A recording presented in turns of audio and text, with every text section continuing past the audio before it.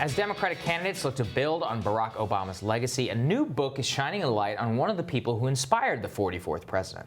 12-term Illinois Congressman Lane Evans endorsed Obama during his Senate run. He also attended his 2008 inauguration. In his book, Guts, the Lane Evans Story, Devin Hansen details Congressman Evans' career, his battle with Parkinson's disease, and what his story means for winning back working-class voters in rural America. Devin joins us now via Skype to talk about the book and the importance of the congressman's story. Welcome, sir. Thank you. Thank you for having me. Why did you think people needed to know about this particular congressman? Well, Lane was one of the most progressive members of the House, and we live in a Midwestern swing district, and he was able to win re-election. He served 12 terms just by sticking to his principles. He did what was right rather than just what was politically expedient. Devin, how was he able to do that and give us a sense of a bit of his record? What record that he played out in the United States Congress and what he ran on while he was in the district to convince people that these policies were in their interest? Well, he came into office during the Reagan era. He was just 32 years old, beat out a longtime incumbent.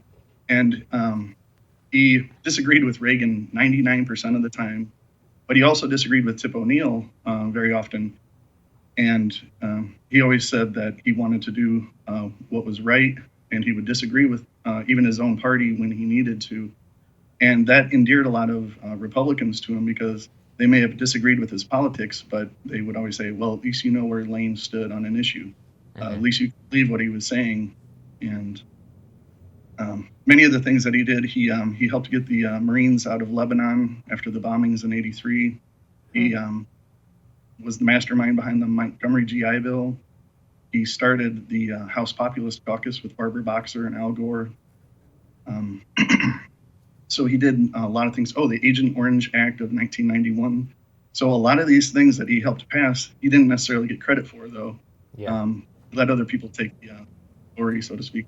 And Devin, correct me if I'm wrong, but he represented the same area as Congresswoman Cheri Bustos now represents, and she's kind of, makes the case that centrism is the way to win back these rural districts. What does Lane's story say about that?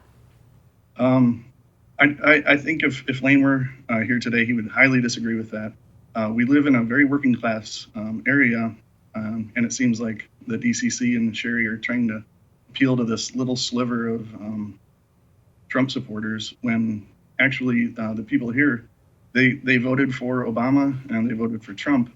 So they care more about, I would say, I guess, rebellion or anti-establishment, anything to take on the powers that be, so to speak. What do you think this says about the election today, Devin? What is your book, what's the salience of your book's message and argument in the Democratic primary that's going on right now? The Democrat. I would say that Lane would be supporting people like Sanders and Warren, people that are really working for the underdog. And I think rather than look at just electability, that we need to really focus on just the candidates' morals and their fighting spirit, and that they're ready to take on the, as Jim Hightower says, the big shot bastards and BSers. And I mean, politics has changed in recent years. It's become more sort of polarized, and there's less distinction between kind of the local and the national. The old adage that all politics is local is kind of dead. Everything is a national conversation now. Does that change the dynamics in a district like yours? I think, especially in this district, you could probably grab 5 random people and not be able to tell exactly what politician they're supporting. I was forced to go into a Walmart yesterday, and there was a woman there that, she looked like the typical Trump supporter. I know that's kind of stereotypical, and then she was talking about participating in the climate strike. So it's just, people want change, and when they just see folks like Biden come through, it's not going to excite people. They want somebody that's really going to make some change. Yeah, I think that's well said. Devin, thank you so much. Congrats on the book. Thanks, Devin. All right, thank you. Coming up, a new Iowa poll has a new frontrunner, and who will drop out of the presidential primary next? We're going to discuss that. AOC is going to take it to the Democrats for not impeaching the president. Team Rising is next to weigh in on all this as Rising continues.